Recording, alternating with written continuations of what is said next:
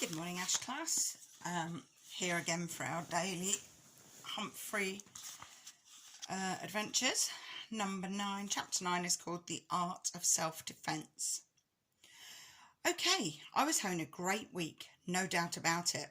Not only did I get the blue ribbon on Wednesday, but on Thursday the class received a long letter from Miss Mack. She included a picture of her standing by a waterfall next to some very strange looking creatures. They looked like hairy pigs or raccoony dogs. These are coaties, Miss Brisbane said, reading from the letter, pronounced coaties. The coaties looked weird. Miss Mack looked gorgeous, especially with all the red, yellow and orange flowers surrounding her. How I wished I could be there with her, except maybe for the fact that those coaties might not be hamster friendly. At the end of her letter, Miss Mack wrote, "So farewell to all my wonderful friends in room 26, especially the small one with the big heart, Humphrey." Sigh, sigh, sigh. Though the thought of Miss Mack made me happy, the weekend was coming up soon, and I always felt a little nervous about where I'd be spending it. When it was decided on Thursday that I was going home with Miranda Golden, I was so excited that I only got 83% on my vocabulary test. Saya got 100%. I know, because this time when Miss Brisbane asked who got 100%, she raised her hand. I always thought that Miranda lived in a castle because she reminded me of a fairy tale princess in disguise. Wherever it was, it had to be wonderful if Miranda lived there. Well, Miranda's home wasn't exactly a castle, but it was very tall. Miranda lived in the 4th floor flat with her mum and her big dog Clem. We had to take a lift to get there. The flat was nice. The mum was nice. Clem was not nice. Let me explain. Miranda has a small bedroom and her mum let me stay there right on the desk. To welcome me, the two of them did a complete clean out of my cage. "I bet nobody's done this for a while," said Miranda's mum, and she was right. Pretty soon I felt like a brand new hamster. Suddenly Clem bounded into the room, a big mass of yellow fur, poking his huge nose right up against my cage. His wet nostrils were like 2 eyes staring in at me, and he stuck out a giant tongue that came at me like a tidal wave. Luckily, the cage protected me. "Mum," Miranda yelled, "please get Clem out of here." Thank heavens Mum took Clem for a walk in the park while Miranda showed me her room. She held pictures of her friends and family up to the cage so I could see. Her dad, her stepmum, her grandparents in Florida. Next, she introduced me to her goldfish, Fanny. She wasn't much of a conversationalist. I squeaked, "Nice to meet you, Fanny," and she said, "Bloop." I was thinking how wonderful it would be to live with Miranda all the time when Clem returned from the park and galloped into the room. "Clem, stay out," Miranda shouted, but Clem just wagged his tail and barked. Miranda closed the door so the dog had to stay outside, but we could still hear him whining and crying out in the hall like a baby. Still, just being with Miranda made everything seem golden until her mum called her to go shopping. Miranda protested, good girl, but Mum didn't want her to stay inside on such a nice day. She had no choice unless she was rude to her mum, which Miranda never would be. "I won't be long," Miranda told me, "and I'll make sure the door is shut tightly so Clem can't get in." Everything would be all right, I assured myself. After all, Miranda had said so. I was all set to get in a good daytime snooze. But as soon as the door closed, Clem started whining outside the room. I could hear his big paws up on the door, trying to push it open. I was a little nervous, but Miranda had assured me I'd be all right. After all, she wouldn't be gone long. Then I heard it, the slight turning of the doorknob, as Clem flung himself repeatedly at the door. What a barbarian he was! Suddenly the door swung open, and Clem burst in and ran straight to my cage. I tried to distract him by spinning on my wheel. I can do that for hours if necessary. I thought the spinning wheel might even hypnotise him, like in an old movie I'd seen with Miss Mack. Miss Mack, where was she when I needed her? But apparently all that spinning just excited Clem even more. He started barking at me, but I couldn't understand a word he said. "Now cut that out," I squeaked at him. That just seemed to make him more hot and bothered. He plopped his front door paws up on the desk and stuck his nose against the cage door near the lock that doesn't lock. "Easy now, calm down," I squeaked soothingly at the beast, but he kept poking his nose at the cage, showing me his huge tongue and the huge teeth around it. Let me just say that Clem could do with some breath mints.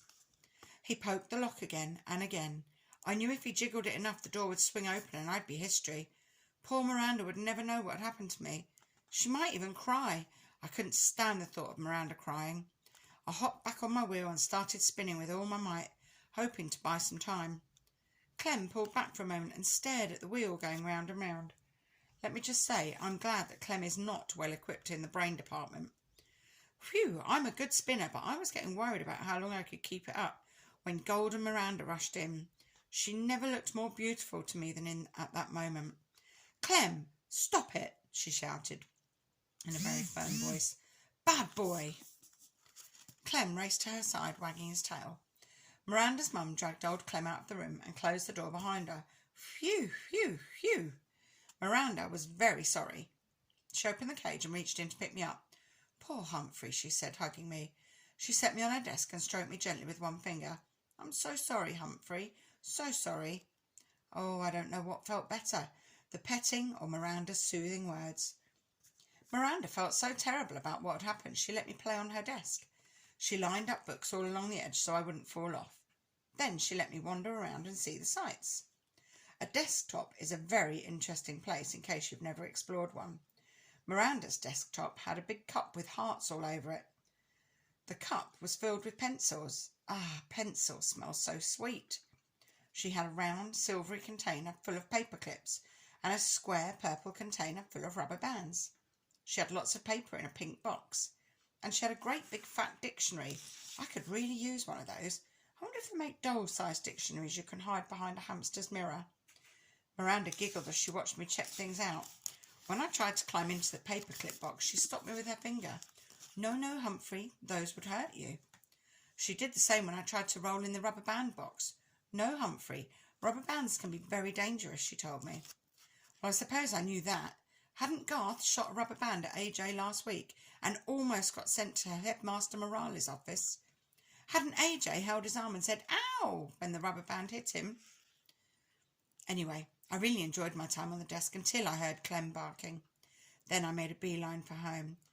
Oh, Humphrey, I won't let Clem hurt you, honestly, Miranda assured me as she gently helped me back in the cage. I believed her, I really did. But when it was bedtime and Miranda's mum came into the room to say goodnight, she said some words that sent a chill up my spine. Don't forget, we're going to the Nicholson's house tomorrow night. Miranda protested.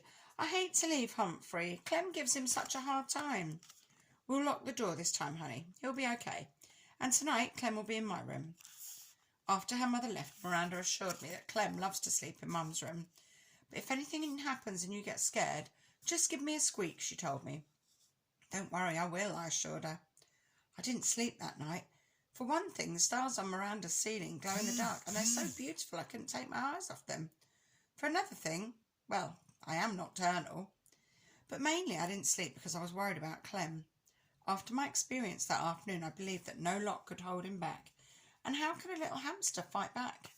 What weapon would I have against a big, hairy, bad-breathed, small-brained creature?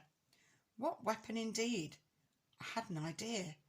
Clem hadn't made a peep for hours, so I took a chance and quietly opened the lock that doesn't lock and dashed across the desktop to pick up my weapon, just in case of another encounter with Clem. Then I scampered back to the cage with it and quietly closed the door. I hid my weapon behind my mirror, next to the notebook where no one could find it. Then I managed to get 40 winks or so of sleep around sunrise. Miranda and her mum kept Clem out of my sight all day, until it was time for them to go to their party. I'm still worried, said Miranda. I'm locking your door with a key on the outside, her mum said. I'm locking Clem in my room, and Humphrey's cage is closed tightly, right? Miranda checked it. Everybody always checks it. It always seems locked from the outside. It even makes a clicking sound, but from the inside, believe me, it's a piece of cake to open. Miranda seemed satisfied with the arrangement, but I wasn't, so I remained on high alert all afternoon and evening. And here's what happened. After Miranda and her mum left, Clem barked for a while. Then I heard jiggling and joggling for about an hour. Next I heard big hairy feet padding down the hall towards Miranda's room, towards my room. I sucked in my breath and waited. Yes, I knew Miranda's mum had locked the door with a key, but Clem didn't seem to let little things like that stand in his way. The doorknob squeaked and rattled. It twisted and turned. Nothing happened, but that didn't seem to bother Clem the barbarian. He jiggled, rattled and twisted it some more. When he got tired of that, he threw his whole body at the door, and then, very slowly, the door opened. Clem actually seemed surprised, but I wasn't. I spent the last 2 hours carefully preparing for this moment, but my heart was still going thump, thump, thump very loudly. Even Fanny the fish seemed nervous. Clem trotted right up to my cage and stuck his big wet nose up against it. "Stay away! Keep your distance," I squeaked. "I'm warning you." Clem wasn't discouraged one bit. "Woof!" he barked, sending a foul cloud of doggy breath my way. I didn't even flinch. He barked a few more times and then began poking his big nose against the cage door. I wondered if he knew the lock was broken. The time had arrived to put my plan into action. I was in grave danger, and I had no choice. I would have only one chance at Clem because I had only one weapon, a rubber band. It had taken me a long time to get it hooked round the edge of my food dish. Now I carefully pulled it back as far as I could, aiming directly at those big doggy nostrils. "You asked for it, beast," I squeaked. Then I let loose. The rubber band snapped and sailed through the air, hitting Clem squarely on the nose. He yelped like a baby and raced out of the room, as if he'd seen a ghost. Too bad I didn't still have my ghost costume. That would have been a nice touch. I suppose Clem wasn't quite as stupid as I had thought, because he never even tried to come back in the room again. Of course, Miranda and her mum were really puzzled when they came home and found both bedrooms unlocked and Clem cowering under the living room sofa. "I don't get it," said Miranda. "Humphrey looks just fine. Maybe it was a burglar." But Miranda's mum checked the cupboards and drawers and nothing was missing. "Now that's a mystery," she said after she'd searched the whole flat. Miranda stared at me, shaking her head. "If only Humphrey could talk," she said. "But I can if you just listen," I told her.